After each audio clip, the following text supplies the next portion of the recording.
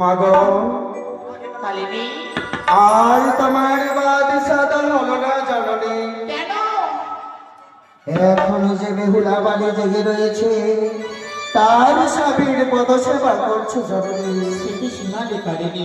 হ্যাঁ মা, তারাও কালিনী তুমি বিশ্রাম থাকো, আমি তার ব্যবস্থা করি। যদি বেগুলা বাড়ি সামনে থাকে তবে যে আমি কথা বলতে পারবো না। না, না, কোথায় বেগুলা নেই? আজ শিবাজি তোমার সর্বনা হয়েছে। দেখা দাও দেবী।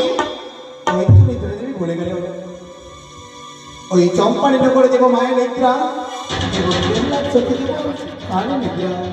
তাই তো আমি চম্পানি নগর দিলাম মায়ের নিদ্রা, তোমার এই বেহুলাকে দেবো কালী নিদ্রা। আমি বলি ওর নিদ্রা বলি যে তোমারে সব করে দিয়ে রাজা বাড়ির নয়নের উপরে। খুব প্রেরণা, কেন এই নির্দেশটা সহ্য করতে পারছি না গো? একেবারে চেয়ে দেখো না প্রেরণা, ওই আমার